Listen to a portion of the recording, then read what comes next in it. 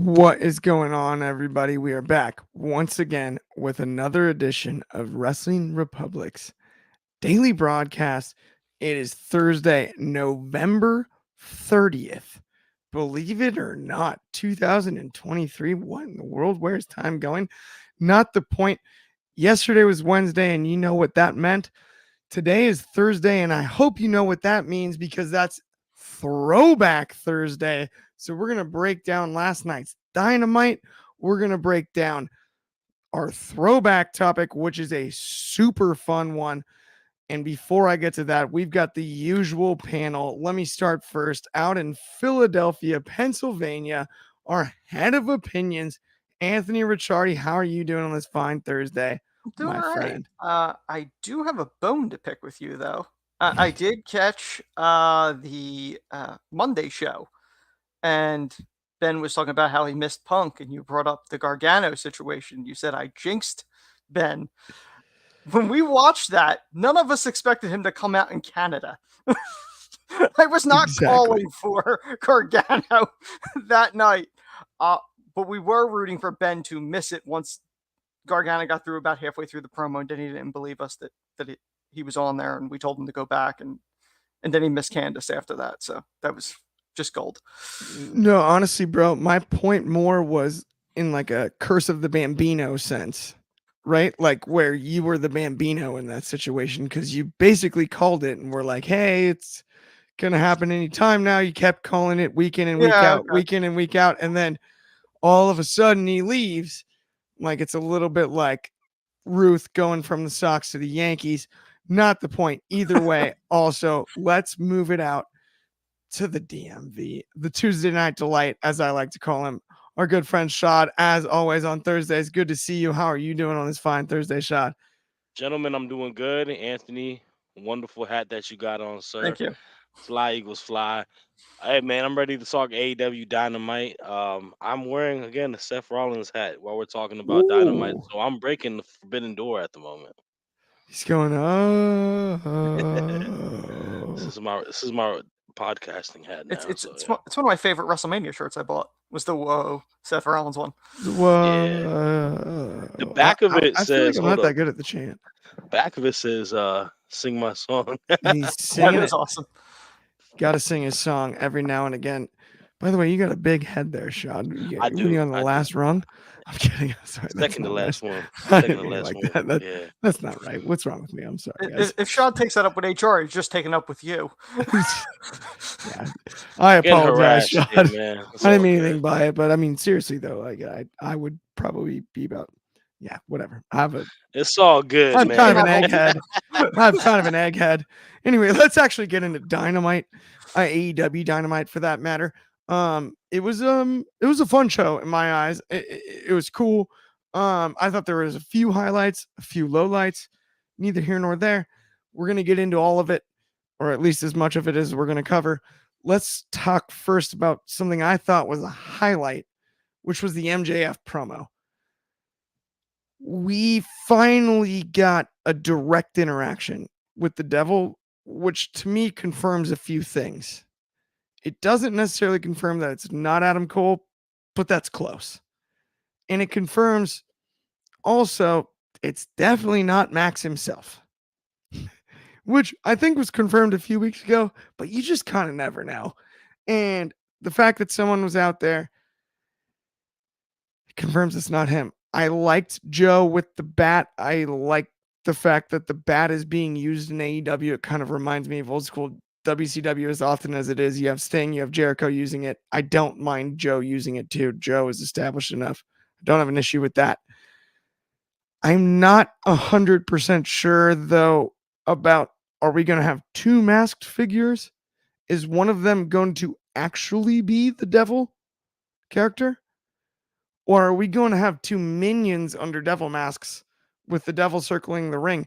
I wasn't entirely sure about that, given the way the promo went down and the way everything went down. Anthony, I'm going to get your thoughts first. How did you feel about the segment? Who do you think is under the masks?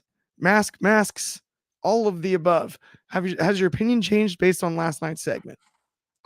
I still think the ones that we're seeing get physical are the minions. Ultimately, I think the smart play at this point is Adam Cole being the one that's orchestrating it from behind.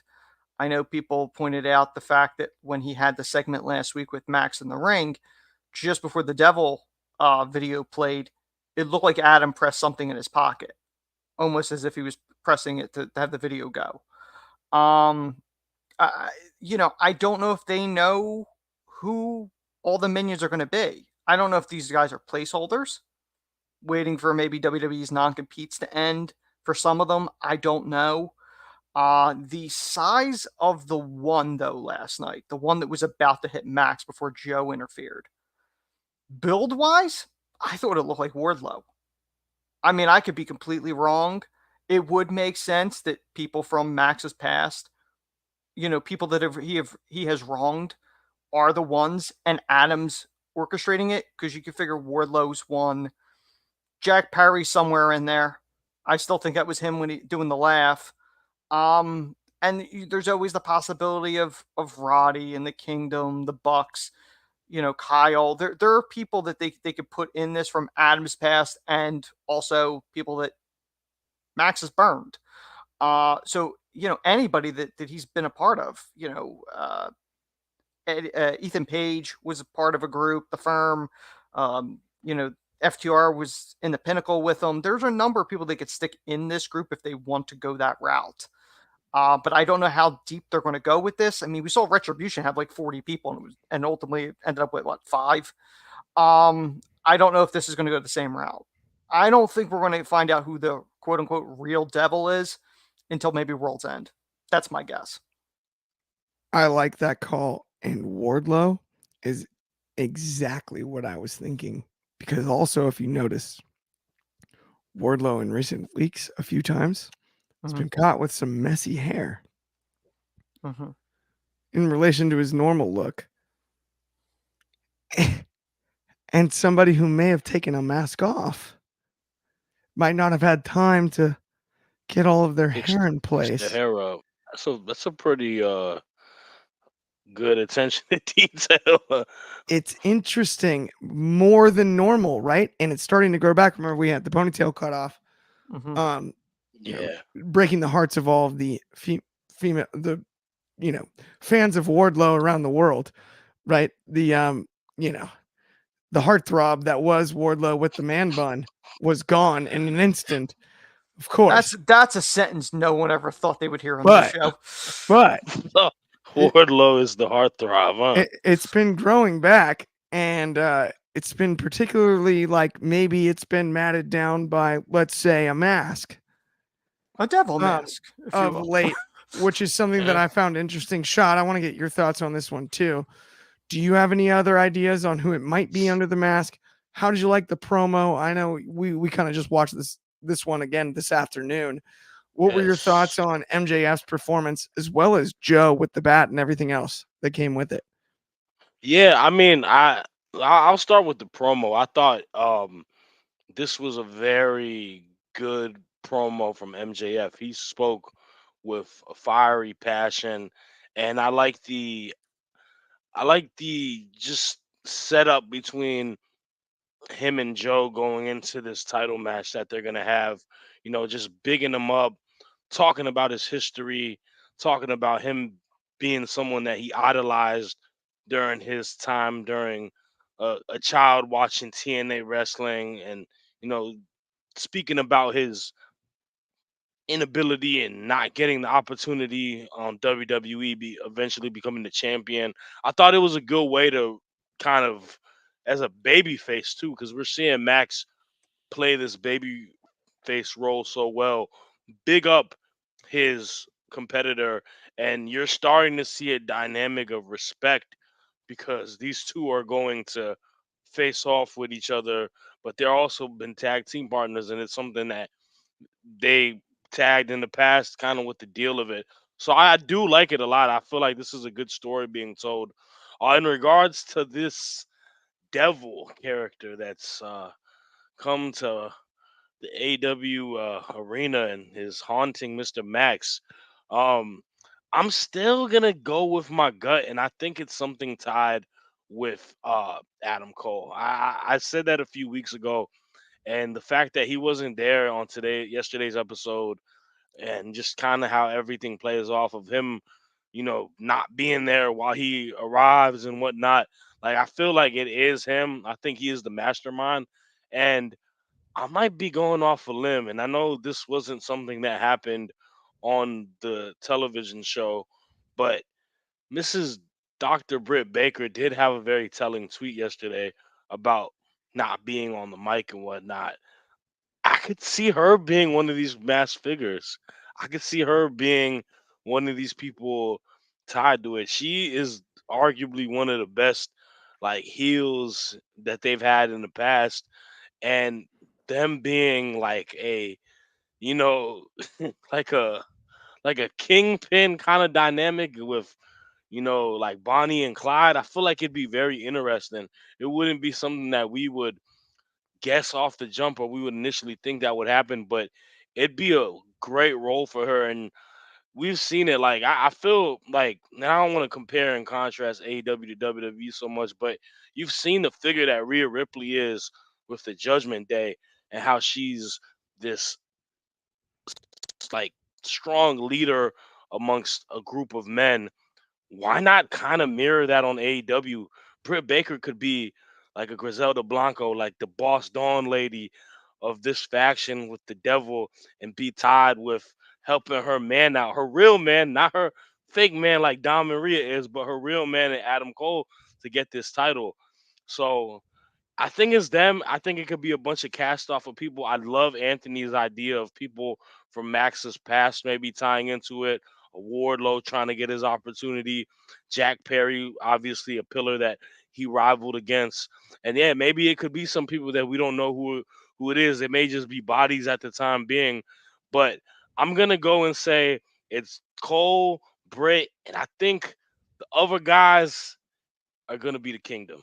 I think we're gonna see the Kingdom fight them next week, just in whatever mask or whatnot. So that's what I'm gonna go with. I don't mind that in the least. And I think it'd be interesting if it's the Kingdom under the masks next week. I think it'd be interesting if the devil is actually revealed to be Wardlow. And then for the time being, another minion is revealed as Dr. Britt Baker. Maybe add another from the women's division as well. Dr. Britt does a lot of mic work. When Adam Cole eventually gets healthy, a little bit like the old school TNA Aces and Eights storyline, the way that Bully was revealed as the true leader of Aces and Eights.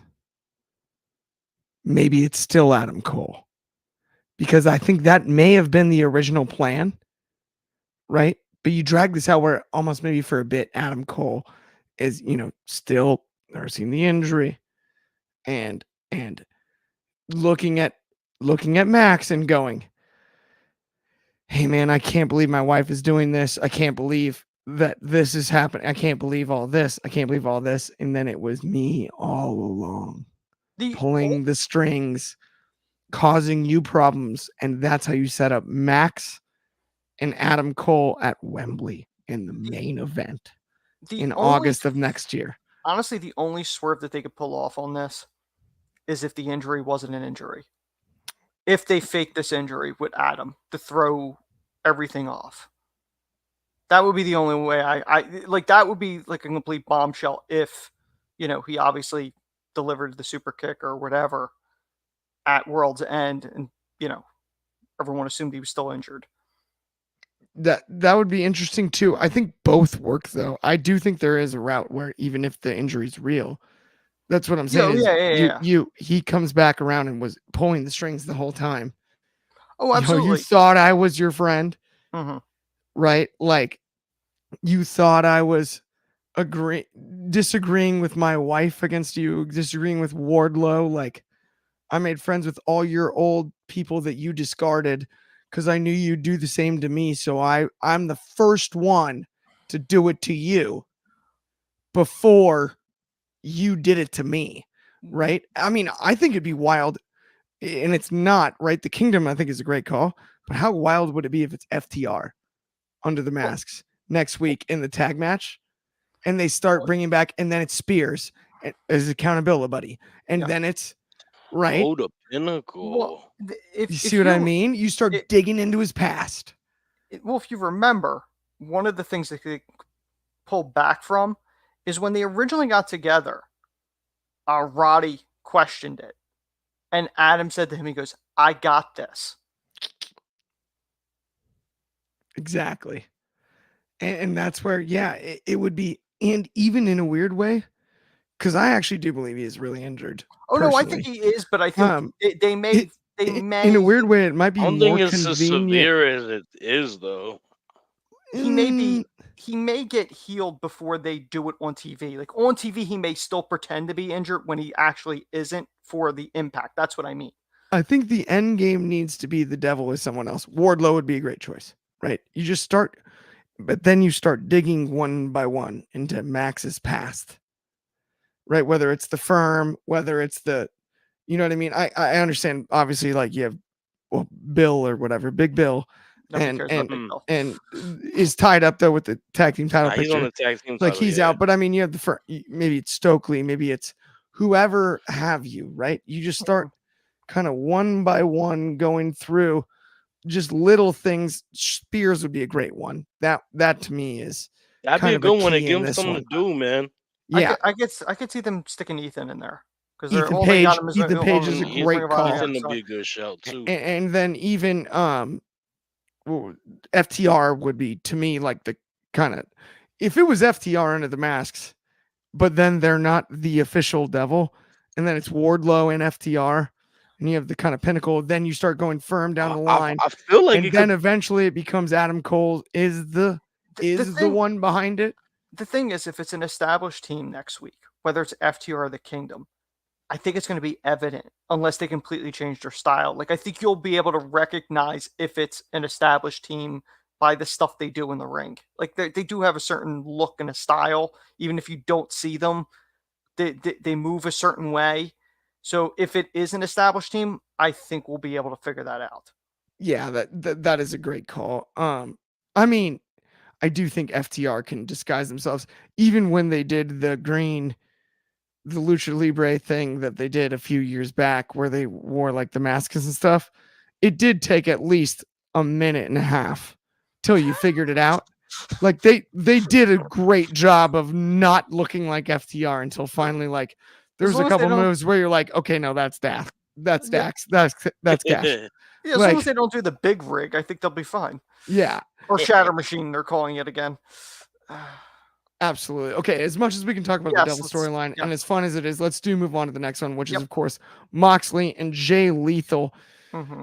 This was a wildly predictable match. I thought, as much as I love both, very technical match, given more time than I expected, but again, wildly predictable. Do you have any extra thoughts on this, or did it go about as you thought, Anthony? Honestly, at this point, it's hard watching these type of matches because the way Tony Khan is booking AEW is Ring of Honor talent are used to job out. And that's what it feels like with this. Jay Lethal is so much more talented than just getting jobbed out.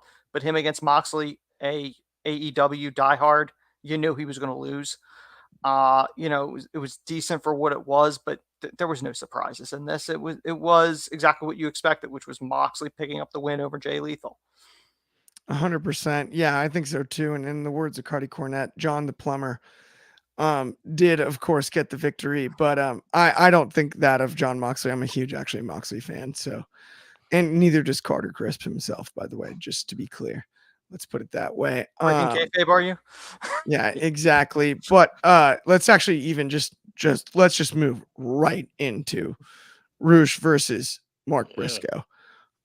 This was an interesting match. Yesterday, I remember I said out loud that I thought it would be a draw. I was pretty stunned, actually, that Roosh got the clean victory. I'm not sure what that means for Mark Briscoe as far as in this part of the bracket, because that kind of puts him in a bit of a hole. But Either way, it was actually, in my eyes, the more exciting match than even the Moxley Lethal match, which kind of stunned me. But Sean, I was just wondering if you agreed, and what were your thoughts on this one, and how do you feel about Roosh and Briscoe in their bracket? Where do you think they'll both finish? I mean, I don't think either of these guys are gonna win in advance, but it is a good match to kind of put it in the middle. I like the setup of it because I think both of these guys are booked relatively on the same level, so you couldn't kind of guess who would win. Like you said, a lot of people thought Mark was gonna win. A lot of people thought Roosh was gonna win. Roosh ended up getting the dub. So, but solid match. I'm both guys are solid, fluid workers.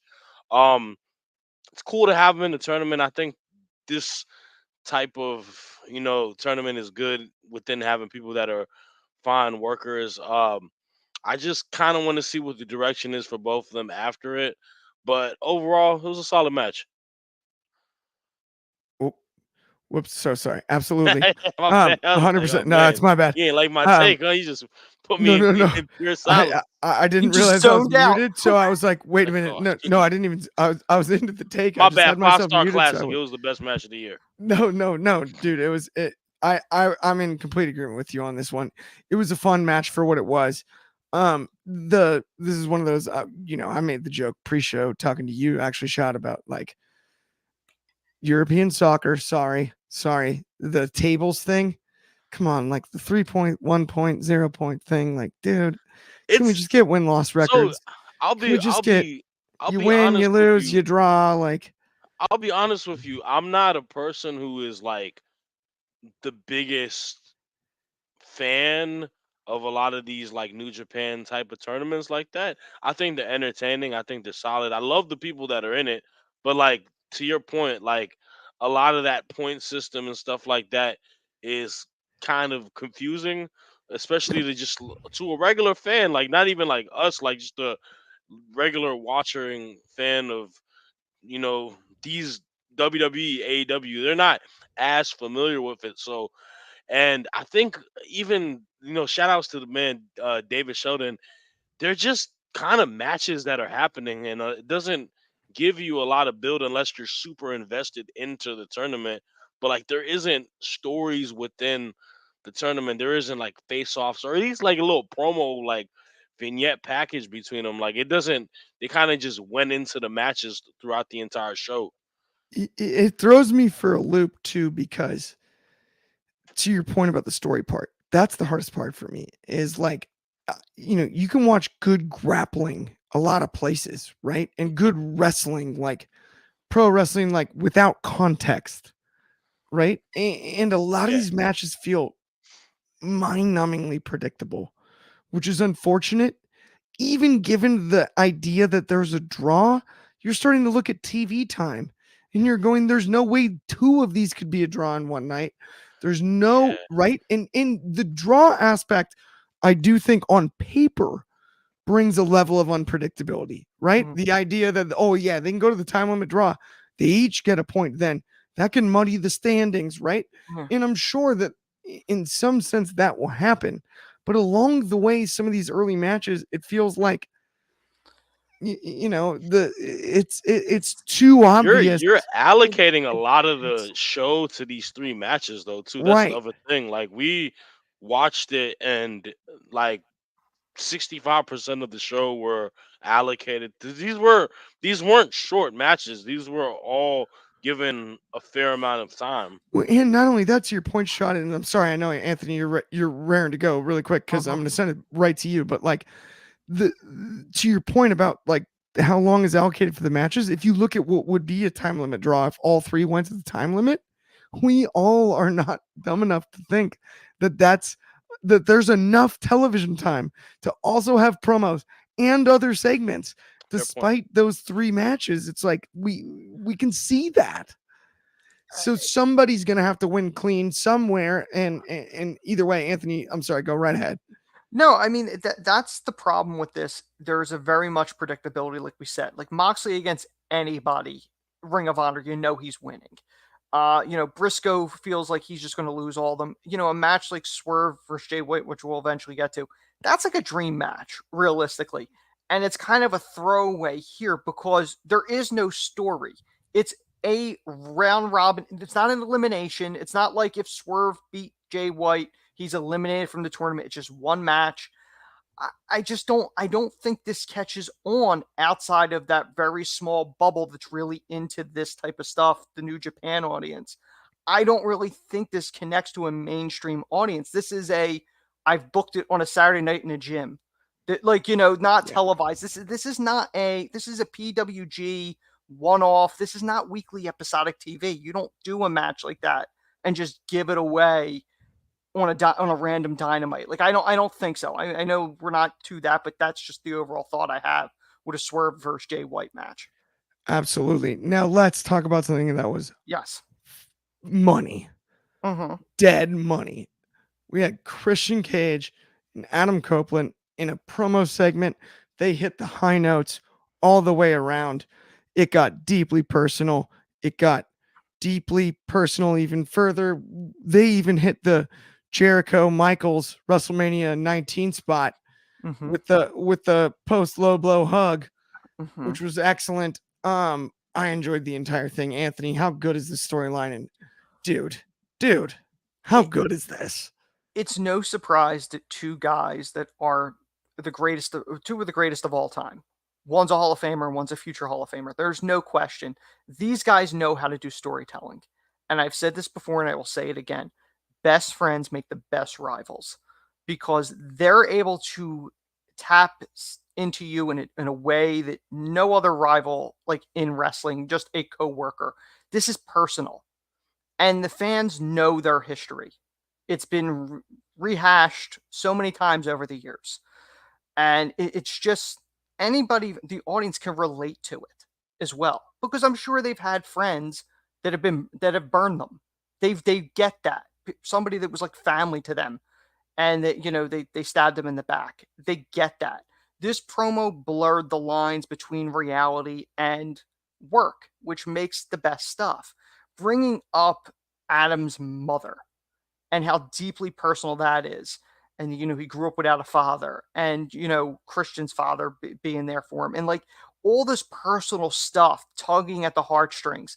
But at the same point, Christian's doing it. The character is doing it to ultimately mess with Adam because he's afraid of Adam. He knows Adam could beat him for the title. And like Gollum with the ring and Lord of the Rings, it's his precious. He doesn't want to lose it.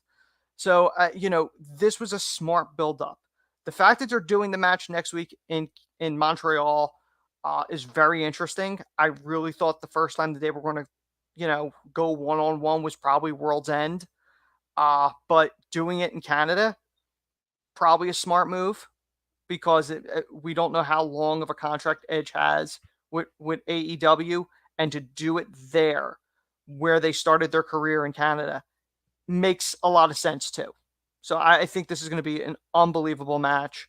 Hopefully it's a decent match and doesn't end with a wonky finish where it's like a non-finish or something like that, or DQ or something that leads to World's End. Hopefully they give us something solid here.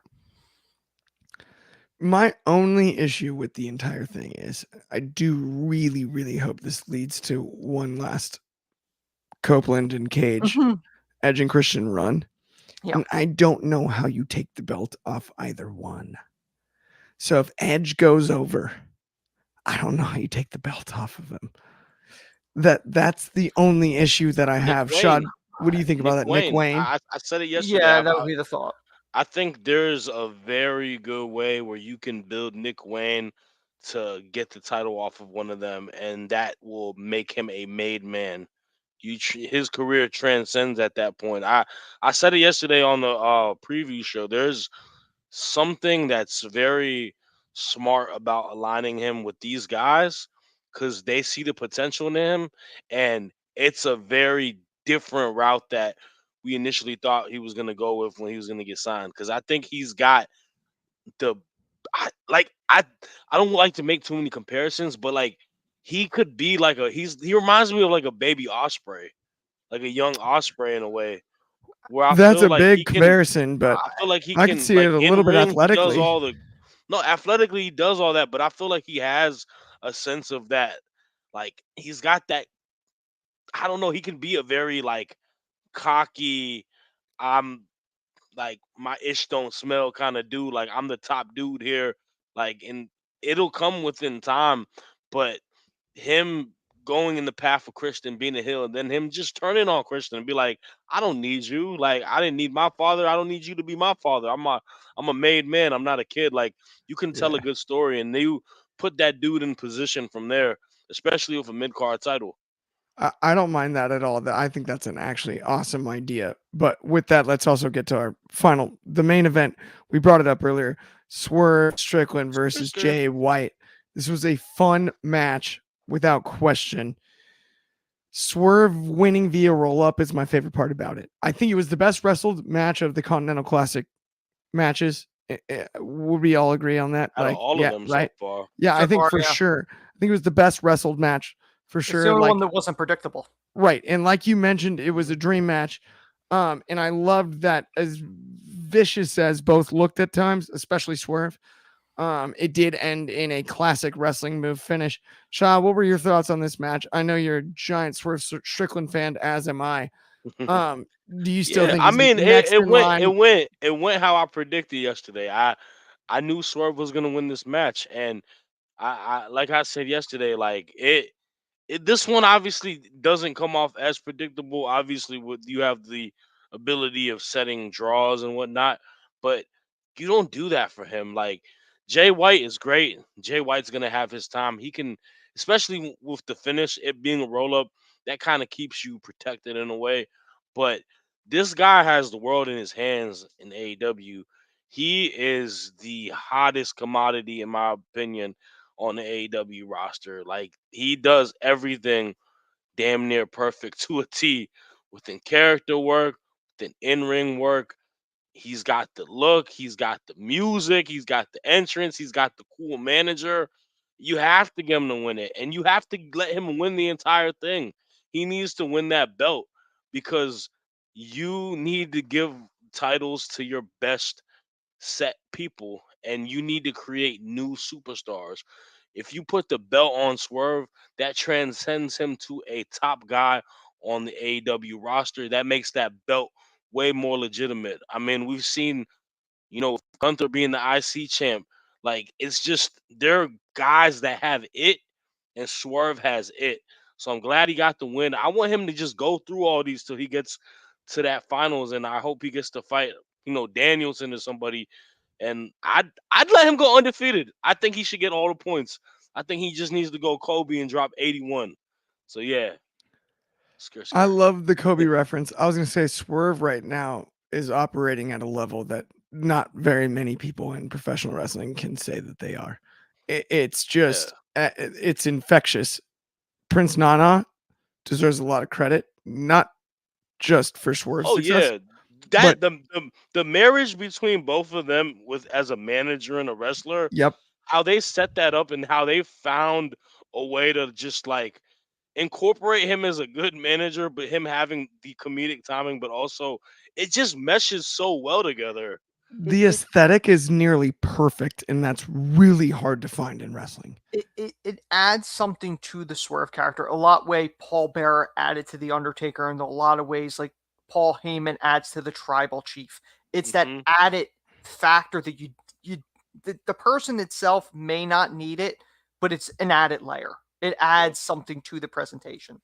Even I would go as far as saying Heenan Andre-esque. Yes, well, yeah. In the sense that, like, Heenan did less talking for Andre than he did for almost anybody else he managed, right?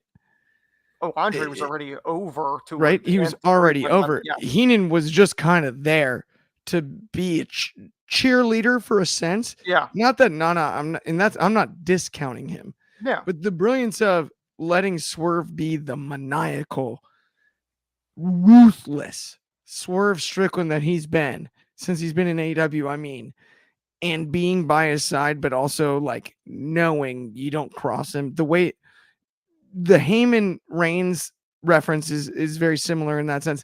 A little bit of Heyman Brock, where you have the manager that's afraid of the talent, and Yeah. there's so much brilliance in that. Me. And then you add in the dance, you add in the song, and the level of great wrestling. On top of, and I said this earlier today, he has the best facial expressions in professional wrestling right now going in the ring. He by far. Not for sure. It is outstanding when he the level of animation that he can create with just a simple grin, with just a simple smirk, with a simple frown, the intensity level he can bring staring down Hangman back in that match. Facial expressions wise, I don't know anybody right this second that's on par with Swerve. Well, I mean, he was under the tutelage for a brief time with Shawn Michaels, Right. the GOAT. So he clearly picked up something from Shawn. Absolutely. Let's finally get into it's Thursday, guys. Let's get into Throwback Thursday. It is a fun one all around. We're going way back. We've got the birth of Mr. Socko. We got a sock puppet in today's throwback. We've also got Vince McMahon over the head with a bedpan. We're in the hospital. It's Vince, it's Mick Foley, it's Stone Cold. Break the whole thing down for us, Anthony, and give us our history lesson of the week. It really is fascinating when you think about this time frame, and it's weird to me when I go back to look for these throwback topics each week, and I bring it to the guys. I didn't realize how close together these events were.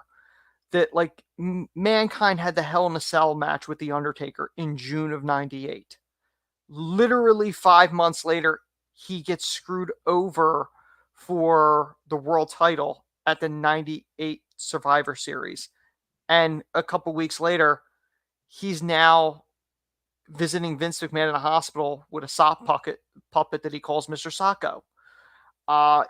It's wild that that's all within a short period of time. And then like 2 months later, he's going to have the I Quit match with The Rock.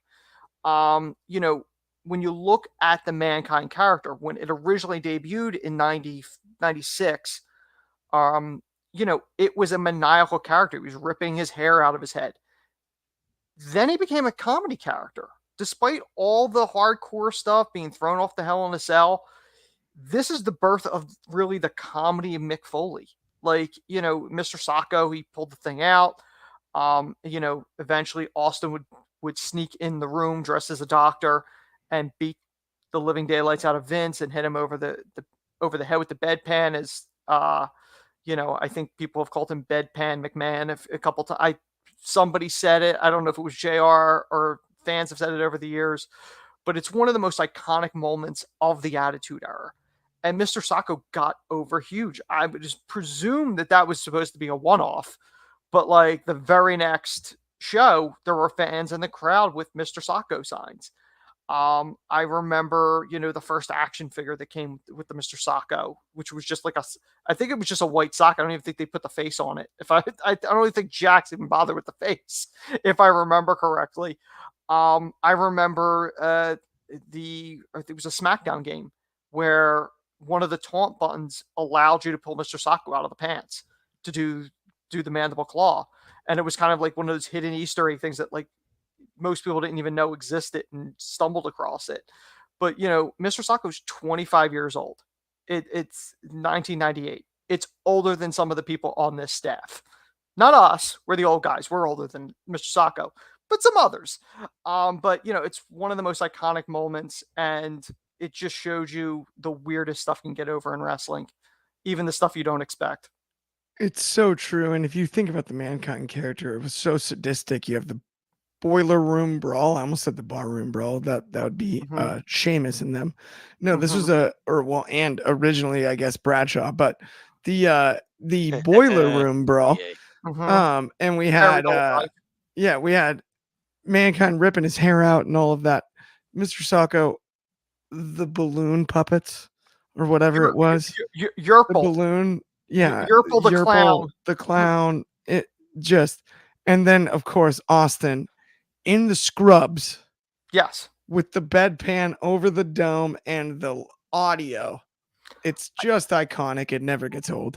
I believe the line was, "I have it from here, nurse." You heard Austin from behind, and the nurse left the room. And then he stands up. Like, what's going on? Yeah.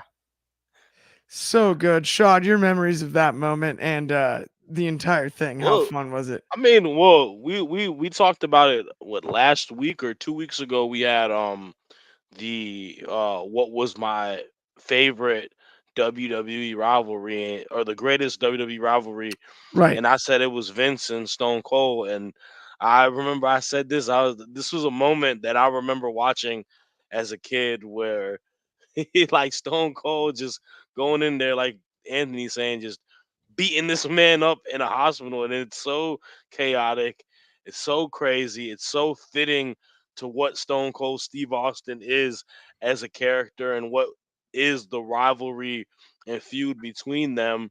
And it just gives you like one of those, it's like one of those meme moments that you see nowadays. Like I think I saw like a meme saying like, oh, when your insurance can't pay for your medical procedure, like the doctor starts like going into that. Like it's just such an iconic moment. And man, that was definitely one of my favorite like moments as a kid, next to when Austin was beating up Booker T in the grocery store too, in the 7-Eleven or whatever. But Mr. Sacco, man, that character as a child for me used to creep me out. Mankind was one character that I was weirded out about, but I've grown to appreciate and like. And yeah, man, I just remember that whole just idea of him having a sock puppet and putting a sock in with the mandible claw in your opponent's hands. I always in their mouth. I used to always thought that was a disgusting, dirty thing to do. One of the most devious things you could do as a finisher. But I mean, you got to attest to, man. Mick Foley is one of the greatest of all time for that reason. Like he's able to play so many different characters within his time and put so many different hats and just do it so well, man. Like being like y'all said, like a scary, creepy character to it building into more comedic timing and whatnot with that. Like it's definitely a great thing, and it takes me back, man. Like I can't believe it's been that long ago. It feels like it's like 10, 15, 10 years ago at most, but man, 20 plus. That's kind of crazy to think. It is crazy how long ago it was. And to your point, the so many funny things came out of this. And Oh, the Rock and Sock connection as well, of the course. Rock and Sock. Let's not forget about that. Into the When feud, you're yeah. talking about Mr. Sacco, the mandible claw freaks me out as a kid. The mandible claw was freaky enough. He's sticking his fingers and like, I mean, your mandible bone, right? Like every kid that's afraid of the dentist, they thought that they'd get us with Kane as the scary dentist. No. Just have Mankind grab your mandible bone and Nah, pinch man, it. that Like finisher is that's as always painful gross as to anything me. as anyone says. Then let's throw a sock on it. Well, if you remember some of the earliest ones when he did Mr. Sacco, he literally took the sock off of his foot Oh, during the match, and then Exactly. it didn't get much better when he pulled it out of his it's pants. better than his. That was about to say. I'm like, out of his pants is worse than it out of off his foot. But I mean, with that, it doesn't quite bring us to the end of the show because we do have one more, the main event of the evening, guys. We have to give away the Tony of the Week. Everyone screwed me knows last week. week's winner, Tony yes. Storm. Drum roll, guys, really quick. Okay, Tony of the Week. Tony D'Angelo of NXT What? retained the titles. Yeah. And Tony Great. D, Tony of the Week. I'm sorry, Anthony. You're gonna have to sign back up again next The week. family. Tony D and the family this week. That's Oh, at least it was another Italian. yeah, we got Tony Yeah, Storm, right. and then we got It's true. fellow Italian. But honestly, guys, though, that does bring us to the end of Hold it, today's show. You think Tony D'Angelo related to that Giants quarterback? Which one? What's the guy's name, Oh, man? I DeVito? don't- Oh, the backup, DeVito. Isn't that is he a quarterback or like a? I thought he was a kicker. He's a quarterback. DeVito. They Either might way. be related, man. This went a whole other direction. D'Angelo, DeVito, same prefix. I'm just saying. That does bring us to the end of the show, though, guys, it was a great Throwback Thursday as always. If you haven't already liked and subscribed, please do. If you want to vote on Tony of the Week, we don't have the vote up yet, but we're gonna work on that because that is a segment we definitely need to keep. If you enjoyed Throwback Thursday, definitely double like it and comment. All the comments help us. If you don't follow us on Instagram and stuff, and you found us on YouTube, go follow us on Instagram. What are you doing? Like, don't waste time. It's helpful. Other than that, on behalf of Anthony, Shad, all of us here at Wrestling Republic, thank you so much for tuning in. Everybody Peace, fellas. that did, you're the best. See everybody at not the same time tomorrow. That will be noon Pacific, 3 Eastern. That is 8 over in the UK and 9 in Hawaii. Have a good one, my friends, and we will talk to everybody soon.